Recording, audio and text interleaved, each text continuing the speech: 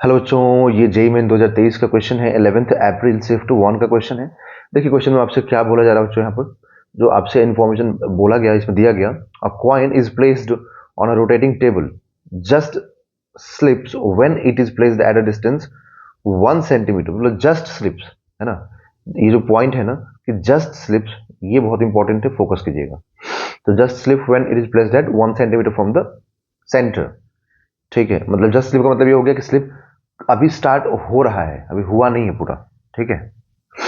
If angular velocity of the table is halved, it will just slip when it is placed at a distance of, बोल रहा है कि जब हम angular velocity को half कर देंगे तो अब कितने डिस्टेंस पर रखने पे स्लिप करेगा, है ना। अब कितने डिस्टेंस पर रखें कि ये स्लिप कर जाए। ठीक है।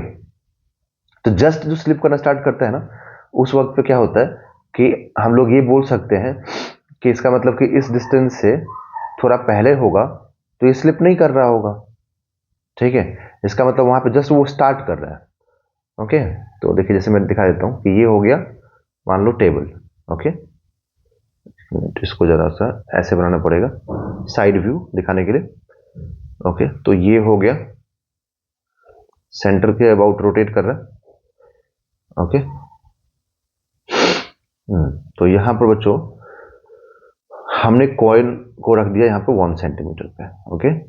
यहां पर आपने एक छोटा सा कॉइन रख दिया, और ये टेबल जब रोटेट करेगा, जब ये टेबल रोटेट कर रहा होगा ना, ठीक है, तो ये कॉइन पे हो क्या रहा होगा कि कॉइन पे बाहर की तरफ एक यहाँ पर स्यूडो फोर्स लग रहा होगा, जिसको हम लोग बोलते हैं सेंट्रीफ्यूगल फोर्स, रोटेट करने की वजह से। और वो कितना होगा, एम ओमेगा स्क्वायर आर। और इस एम ओमेगा स्क्वायर आर को यहाँ पर जो फ्रिक्शन है ना, क्योंकि जब ये स्लिप करने की कोशिश कर रहा होगा, जब ये कॉइन यहाँ पर स्लिप करने की कोशिश कर रहा होगा इधर की तरफ, जब ये कॉइन इधर की तरफ जाने की कोशिश कर रहा होगा ना, ठीक है, तो यहाँ पर फ्रिक्शन एक्ट करके इसको रोक रहा होगा। इसका मतलब कि हम लोग बोलेंगे कि पहले वाले केस में कि when placed at 1 centimetre then friction force is equal to, अब यहां पर देखिए इस पे ना डाउनवर्ड में क्या लगेगा, mg, और अपवर्ड में क्या लगेगा, अपवर्ड में लगेगा नॉर्मल रिएक्शन।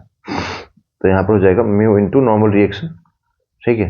और ये किसको बैलेंस कर लेगा, तो एम ओमेगा स्क्वायर आर को, जो कि सेंट्रीफ्यूगल फोर्स है, जो कॉइल को जो कॉइन को बाहर लेके जा रहा है। ठीक है। तो यहां पर mu into M G is equal to M omega square R, M से एम कैंसिल, तो यहां पर omega square into R is equal to क्या आएगा, म्यू इंटू जी। ठीक है। तो यहां पर ये हुआ कि ये जो आर, अच्छा देखो यहाँ पे जो आर लिखे हैं बच्चों हम लोग, ये आर मतलब इस पूरे टेबल का रेडियस नहीं। आर का मतलब यहाँ पर टेबल का रेडियस मत समझिएगा, आर का मतलब कि कॉइन कितने डिस्टेंस पे, ये चीज इसका मतलब ये हो गया। ठीक है। तो ये देखो, ये जो ओमेगा स्क्वायर इंटू आर है ना, ये म्यू इंटू जी पे डिपेंड कर रहा है। जी तो कांस्टेंट है थ्रू आउट, है ना। और पूरा टेबल का जो कोफिशिएंट ऑफ फ्रिक्शन होगा वो तो सेम रहता है, क्योंकि टेबल के नेचर पर डिपेंड करेगा, कॉइन के नेचर पर डिपेंड करेगा कि कॉइन का सर्फेस कैसा है और टेबल का सर्फेस कैसा है। तो ये भी फिक्स हुआ, मतलब कि omega into omega square R, एक तरह से हम क्या बोल सकते हैं कि पूरा कंप्लीट कांस्टेंट है। ठीक है, समझ में आया।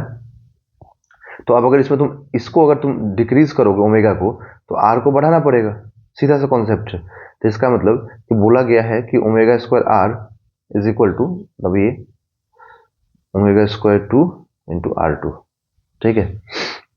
तो ये ओमेगा स्क्वायर आर अब बोल रहा है कि बाद में ओमेगा को हाफ कर दो, तो हाफ करेंगे तो भाई ये तो आर आर तो चेंज हो ही जाएगा।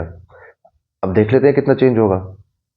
तो ये omega square into R is equal to omega square by 4 into R two. तो ओमेगा स्क्वायर से ओमेगा स्क्वायर कैंसिल, तो R two is equal to क्या आएगा, 4 इंटू आर।